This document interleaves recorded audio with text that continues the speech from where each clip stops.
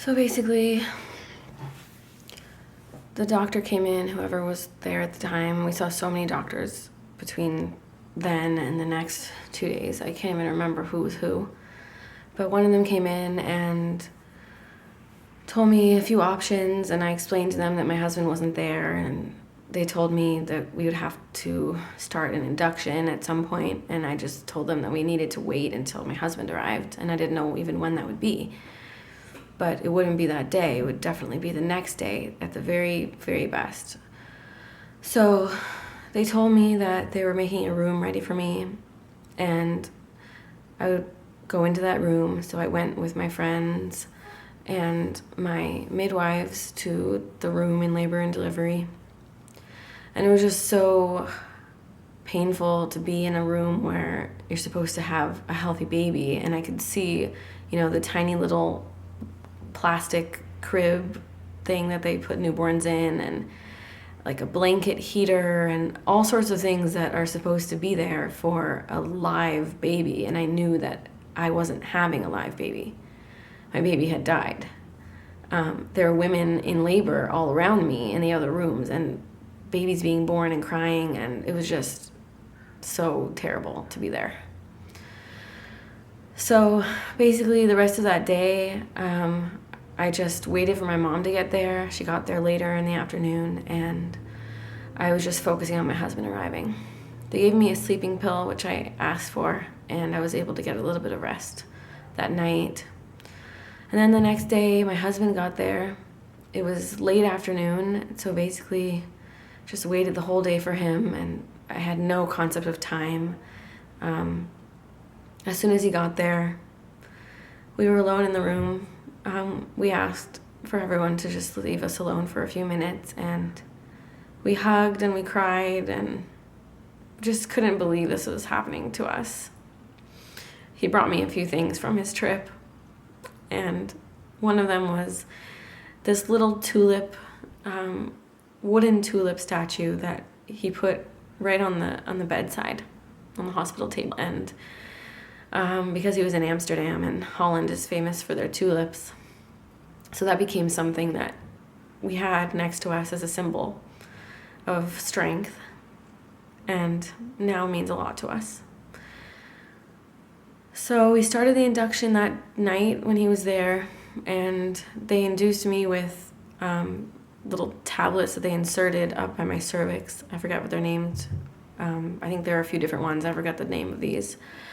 And I think they inserted one every few hours until they saw progress.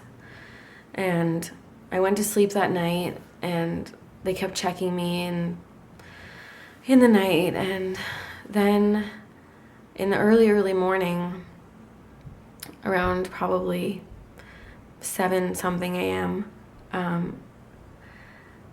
was when things really got started. Before then, I was feeling very, very strong contractions in the middle of the night, probably 4 a.m., and it was unbearable. I really had no time between them, and I asked for an epidural. And that's something I never thought I would want, because I never imagined myself in this situation. But being that I was already in so much emotional pain, I didn't think I needed to suffer anymore. So I got the epidural and finally was able to rest. So I rested a few hours more, and then around 7 a.m., I felt a lot of pressure, basically, and I reached my hand down there and there was blood. So the nurse came in and checked me and paged the doctor, and I knew it was time because of her urgency, the urgency in her voice. So I just remember turning to my midwife and saying, I'm not ready. I would never be ready for that moment. I knew we were going to meet her, our daughter. And I wanted to meet her and I wanted to see her, but I was so scared. So I started pushing, and it didn't take many pushes, probably 3 or 4. She was so small at that point that it really just didn't take much. And she was born at 7:53 a.m. on January 23rd. I wanted her to be placed on my chest right away, so they did that. And she was so beautiful. We named her Amelia. We decided that before we even found out the sex, so we knew when we knew she was a girl that her name was Amelia, and we started calling her that. And she had a lot of dark hair, which really surprised us, and she looked just like my husband, really just a mini version of him. Nose, hair, everything like him, and she was just tiny but perfect. Her feet, her hands, her little nose, her ears, and she was just so soft to touch. It was an amazing moment of calm, actually, holding her.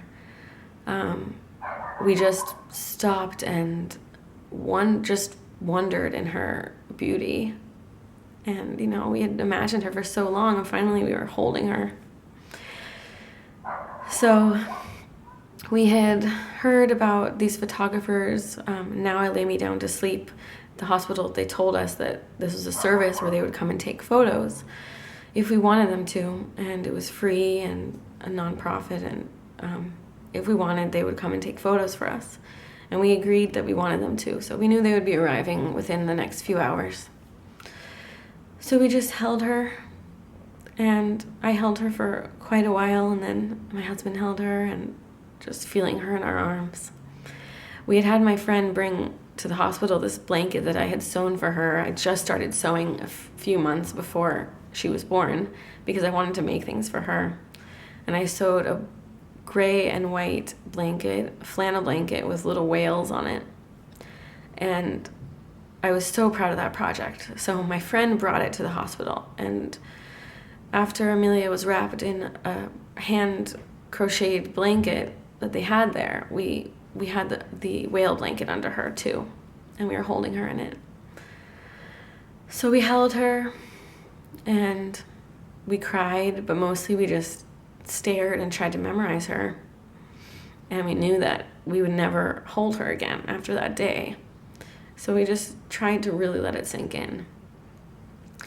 She weighed 1 pound and 13 ounces, and she was 13 inches long, or a little more than 13 inches, I think. She was really small, and we didn't realize that she was actually even smaller than babies usually are at that gestational age. We just thought she was small because she was only 29 weeks. We had the pictures taken, and that was emotional, but I'm so glad we have them now. And we eventually had to move rooms for the last few hours of the hospital because they needed the space. So we moved to a smaller room, and we continued to hold her. Everyone left and kind of left us alone to be with her for a while, and my husband and Amelia and I, we all laid in the bed in that other room, and we actually took a nap.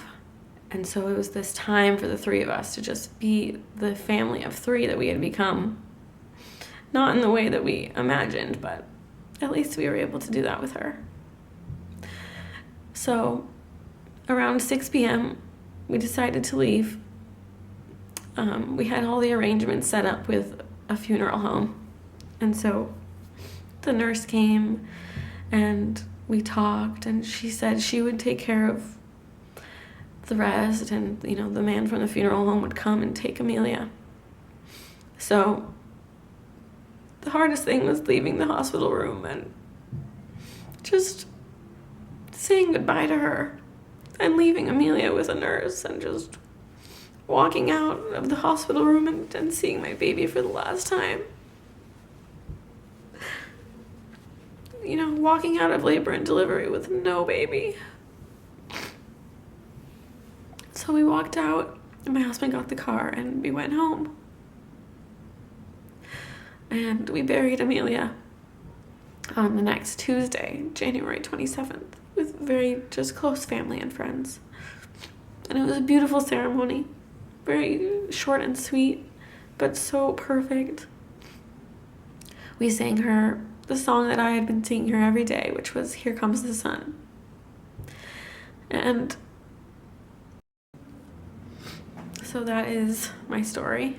story of my stillbirth, our beautiful daughter, Amelia. And thank you so much for watching.